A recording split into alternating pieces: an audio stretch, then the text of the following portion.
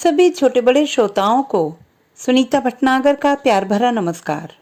Audio stories के हमारे channel कहानी जगत में आप सभी का स्वागत है।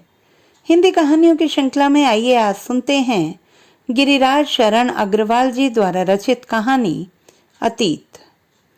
जनरल वार्ड के बेड नंबर 5 पर वह जो एक मरीज था पिछले महीने, पंकज श्रीवास्तव, क्या तुम्हें उसकी याद है सविता सिस्टर?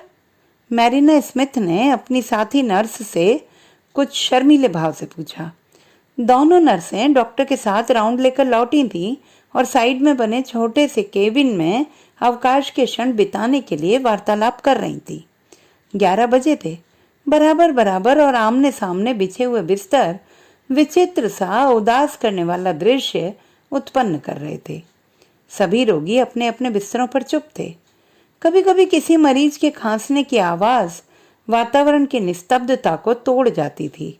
प्रत्येक बेड के सिरहाने लगा हुआ चार्ट उस पर लेटे मरीज की कहानी कह रहा था। अस्पताल की दुनिया उस दुनिया से अलग थी जहां दुख और बीमारियां पलती हैं और जहां मृत्यु जीवन के गले में बाहें डाले हर समय हंसती हुई दिखाई देती है। मैरी की बात सुनकर सविता ने आश्चर्य भरी निगाहों से उसकी ओर देखा और कहा, तुम किस पंकज की बात कर रही हो? क्या ये वही पंकज है जो कुछ दिन पहले गैस्ट्रिक अल्सर से पीड़ित होकर यहाँ भर्ती हुआ था? हाँ सिस्टर, वही, मैरी ने तनिक झेंपते हुए उत्तर दिया। मुझे आशा थी कि वह फिर आएगा, किंतु आया ही नहीं। तुम्हें उसके आने की आशा क्यों थी? क्यों मैरी? सविता के इस सवाल से मैरी को लगा जैसे वह चोरी करते हुए रंगे हाथों पकड़ ली गई हो। उसने तत्काल इस प्रश्न का कोई संतोषजनक उत्तर नहीं दिया। उसे सूझा ही नहीं, इसलिए बोली, वह तो आप जानती हैं ना सिस्टर, गैस्ट्रिक अल्सर मरीज को बार बार डॉक्टर के पास आने के लिए विवश करता है। ऐसा मरीज निश्चिंत होकर बैठ ही नहीं सकता। पर मैरी, मुझे तो दाल में कुछ काला सा दिखाई देता है। धरती चिकनी हो तो तुम जैसी लड़कियां आसानी से फिसल जाती हैं। मैं भी इस उम्र में एक बार फिसली थी। कहाँ फिसली थी? मैरी ने जिज्ञासा पूर्वक पूछा। पर पहले तुम ये बताओ मैरी कि पंकज ने तुम्हें कब और कैसे मोहित कर लिया था कि इतने दिनों बाद भी तुम उसे याद कर रही हो? मोहित उसने नहीं किया था, मैं स्वयं ही हो गई थी। मैरी ने अपने मन के भेद को अधिक देर तक छिपाए नहीं रखा, मानो वह अपनी बात बताने को स्वयं उतावली हो रही हो। कांटा चुभता है तो उसकी पीड़ा से सिसकी अधरों पर आ ही जाती है, और फिर युवक युवतियां तो यूं भी जब दर्द पालते हैं तो दर्द बटाने वाला भी ढूंढ लेते हैं। स्वाभाविक विवशता है यह उनकी। केबिन के सामने वाले रोगी को अचानक तेज खांसी उठी तो सविता दौड़कर उसके पास गई। कुछ देर मरीज की छाती को सहलाया, दवा पिलाई और फिर अपनी कुर्सी पर आ बैठी। मैरी अब भी उदास और चुप थी। सविता ने फिर उसके भीतर टटोलने का प्रयास किया। हाँ तो मैरी, तुम्हारा प्रेम प्रसंग कहाँ तक पहुंचा था? कहीं तक भी नहीं सिस्टर, बस मेरी हद तक। तुम्हारी हद तक? क्या मतलब? क्या उसकी तरफ से कोई रिस्पॉन्स नहीं मिला तुम्हें? सविता के इस सवाल का मैरिना स्मिथ के पास शायद कोई उत्तर नहीं था। वह चुप रही। सविता उसे कुरेदती रही। मैं देखती तो थी कि तुम पंकज में जरूरत से ज्यादा दिलचस्पी ले रही हो। समय असमय उसी के बेड के आसपास मंडराती दिखाई देती थी, सिर दबाती, मालिश करती, यानी वह सब भी करती थी जो एक नर्स की ड्यूटी में शामिल नहीं है। हाँ सिस्टर, मुझे भी डर लगा रहता था कि कहीं कोई मेरे इस व्यवहार को गलत मायने न देने लगे। गलत क्यों? सही मायने कहो, क्योंकि जो कुछ तुम कर रही थी उसे देखकर कोई भी तुम्हारे मनोभाव तक आसानी से पहुंच सकता था। सविता ने उसके मन का चोर पकड़ ही लिया। हाँ सिस्टर, यह सच है, मुझे वह युवक अच्छा लगने लगा था। पहली बार कोई मुझे इतना अच्छा लगा था। यह तो ठीक है, लेकिन मैरी, तुमने कभी अपने मन की बात भी कही उससे? सविता ने पूछा। हाँ सिस्टर, मैरी ने उत्तर दिया, शब्दों में नहीं, अपने भाव और व्यवहार में, अपने चेहरे की प्यास और आंखों के बुलावे में। तब तो तुम भी कुछ पागल कम नहीं हो मैरी। सविता ने झिड़की जैसे अंदाज में उससे कहा। तुम नहीं जानती मैरी, युवक आंखों की नहीं शब्दों की भाषा ही समझते हैं। यहाँ महसूस करना ही काफी नहीं होता, दिखाना भी जरूरी होता है। क्या तुमने कभी कुछ लिखकर नहीं दिया पंकज श्रीवास्तव को? सविता ने एक ही सांस में अनेक बातें एक साथ कह दी। मैरी स्मिथ सटपटा कर रह गई। नहीं सिस्टर, मैंने कभी उसे कुछ लिखकर नहीं दिया, कोई प्रेम पत्र नहीं लिखा, किंतु मुझे विश्वास है कि वह मेरी आंखों से झांकने वाली भावनाओं और मेरे कपकपाते अधरों से सब कुछ जान गया होगा। मुझे विश्वास था यहाँ से जाकर वह मुझे पत्र लिखेगा, वह फिर यहाँ आएगा, मेरा आभार व्यक्त करेगा, उन लंबी रातों को दोहराएगा जो मैंने उसके लिए जागकर काटी थी। सविता के होंठों पर अनायास एक कृत्रिम हंसी नाच गई। वह बोली, पगली, ऐसा नहीं होता है इस व्यावसायिक दुनिया में।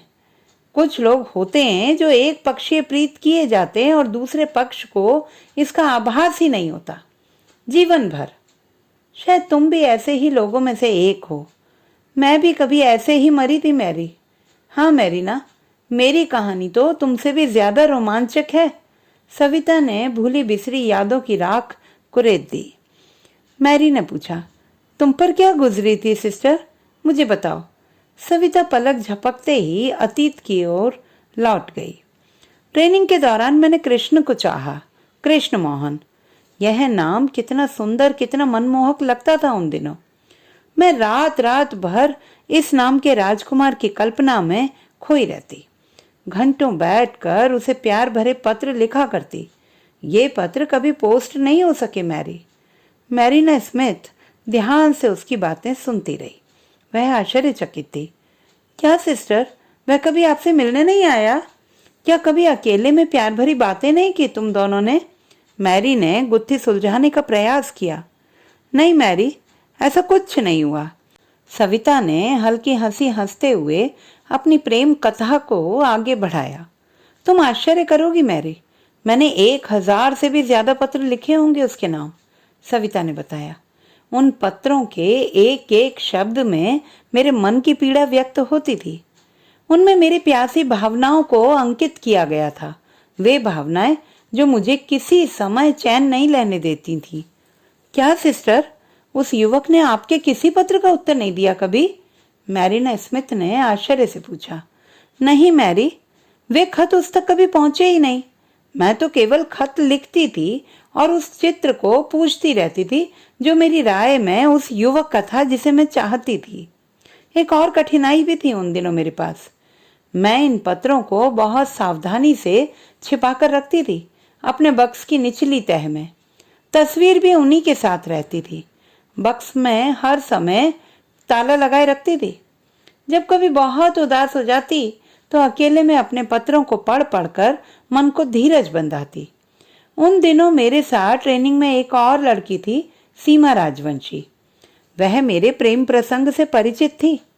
मन बहुत बोझिल हो जाता तो मैं उससे सब कुछ बता देती, कह देती जो मैं महसूस कर रही थी। आश्चर्य है सिस्टर, कृष्ण मोहन ने कभी आपके पत्रों का उत्तर नहीं दिया, कभी आपसे मिलने नहीं आया, कभी एकांत में उसने आपके कोमल हाथ को अपने हाथ में लेकर जीने मरने का वादा नहीं किया? फिर? नहीं मैरी, ऐसा कुछ नहीं हुआ। जिन दिनों की यह बात है उन दिनों मेरी उम्र 22 वर्ष थी। यह उम्र ऐसी ही होती है जब युवक युवतियां अपने भीतर एक खालीपन सा अनुभव करने लगते हैं और उस खालीपन को भरने के लिए कभी कभी ऐसे प्रयास करते हैं कि बाद में उनके बारे में सोचकर अपने आप पर हंसी आने लगती है। तो क्या सिस्टर, अपने प्रेम जीवन पर कभी हंसी आती है आपको अब? हाँ मैरी, सविता ने लापरवाही से उत्तर दिया। वह युवक आपको याद भी नहीं आता अब? मैरी ने आश्चर्य से पूछा। नहीं, सविता ने फिर उसी लापरवाही से उत्तर दिया। मैं अब सब कुछ भूल चुकी हूँ मैरी। विवाह से कुछ दिन पहले मैंने वे सब पत्र जला डाले थे जो मैंने कृष्ण मोहन के नाम लिखे थे। वह चित्र भी आग की भेंट चढ़ा दिया था जिसकी मैंने लंबे समय तक पूजा की थी। पर सिस्टर, ये कैसे संभव हुआ? ये कैसे संभव हुआ आपसे? लगता है आप बहुत निष्ठुर हैं। मैरी स्मिथ का भाव कुछ ऐसा था जैसे वह सविता की बात पर विश्वास न कर पा रही हो। नहीं मैरी, मैं निष्ठुर नहीं हूं। ये सब इसलिए संभव हुआ क्योंकि सारा प्रेम प्रसंग कल्पना मात्र था। तुम्हारे पास तो एक पात्र भी है, चलता फिरता जीवित पंकज श्रीवास्तव के रूप में। मेरे पास तो ये भी नहीं था। मैंने तो एक सुंदर से युवक को अपनी कल्पना में अंकित कर लिया था, एक काल्पनिक चित्र बना लिया था उसका, एक फर्जी नाम रखकर प्रेम पत्र लिखती रही थी उसे मैं। लेकिन सिस्टर, आपने ऐसा क्यों किया? मैरी स्मिथ ने वास्तविकता तक पहुंचने का प्रयास करते हुए पूछा। जानबूझकर नहीं किया था मैरी, ये सब नाटक आप ही आप होता चला गया। अब सोचती हूँ तो हंसी आती है। दरअसल युवावस्था में एक भूख सी जाग जाती है मन के भीतर, एक खालीपन सा उत्पन्न हो जाता है, और इस खालीपन को भरने के लिए तुम जैसी युवतियां एक पक्षीय प्रेम करने लगती हैं किसी पंकज श्रीवास्तव से, और मुझ जैसी लड़कियां अपनी कल्पनाओं में एक चित्र ढाल लेती हैं किसी सुंदर राजकुमार का, और जब वह खालीपन नहीं रहता तो उन सब घटनाओं को भूल जाती हैं जो अतीत में गुजरी थी, जैसे विवाह के बाद मैं भूल गई। मैरी ने खाली खाली दृष्टि से सविता की ओर देखा। उसे लगा उसके होंठ शब्दों से वंचित हो गए हैं। तो दोस्तों, ये भी हमारी आज की कहानी आपको कैसी लगी कमेंट बॉक्स में लिखना ना भूलें। चैनल को सब्सक्राइब करें, लाइक करें और मित्रों के साथ शेयर करें।